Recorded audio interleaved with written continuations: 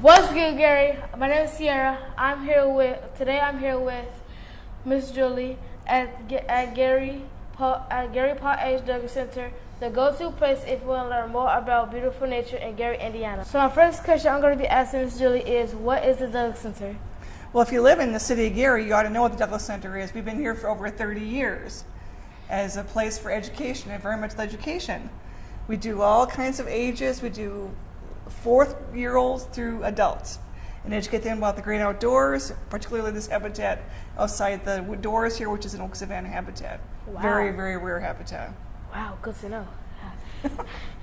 What is the history behind this place? Well, there is an exhibit right there about Senator Paul Douglas. That's why this is called the Douglas Center for Environmental Education. He was a senator from Illinois, not from Indiana, who wanted to save this place for everybody in the western part of the Indiana Dunes National Lakeshore, what became the Indiana Dunes National Lakeshore.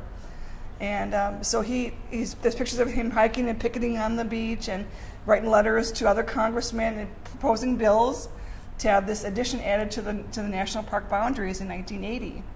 So the park was made in 1966, and he added a whole bunch of land in 1980 as an addition. So we named the building after him, and the visitor center after the ladies marching on the beach with Dorothy Buell. They were both two fighters early on for the national park to be saved. What do you love about this place, and why do you work here? Oh gosh.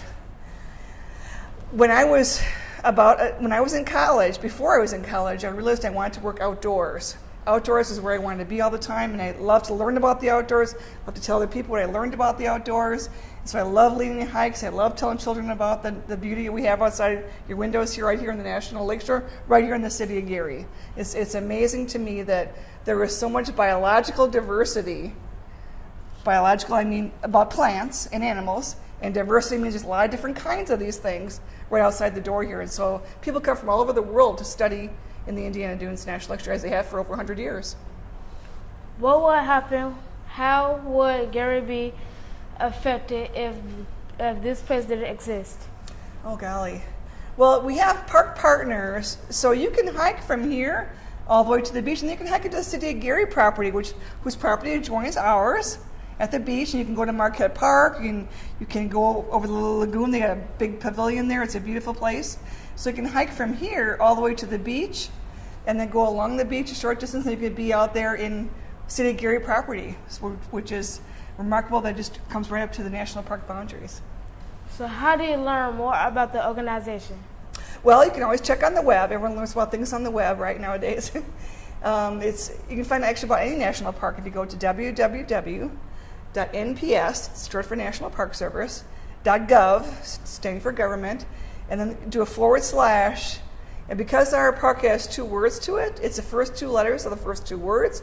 So it's INDU. If you want to search about Yosemite National Park, it'd be YOSE, because there's only one word to that park.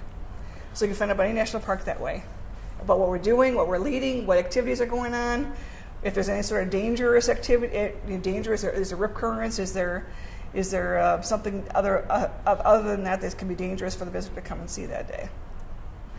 What can be some dangerous stuff? Well, we had a person just in Marquette Park here a week or two ago that drowned. Lake Michigan is not like a swimming pool. It's not like you have lifeguards right on top of you, and it can be very treacherous and very dangerous. And if you're swimming outside of the hours when there's lifeguards, like this person was, then you have to take your own risk at hand, because you don't know what dangers there are in Lake Michigan. And what happened was that she ended up drowning. And they looked for her for a day or more than a day to try and find her. And they did find her, but it's always a sad day when someone drowns in Lake Michigan. But it's the 5th biggest lake in the whole wide world, so it's a big place. And you have to treat it with respect and with awe. How many days out of this week does the water get polluted? Oh, this summer it hasn't been real bad. When it gets to be really, really hot for a long period of time, like we had in early July, yes, there can be some bacteria that grows. E. coli bacteria, among other bacteria, and we always are monitoring for that. And if we find that it's high, we'll close the beaches. But this year we haven't had any closures of the beach. So that's good.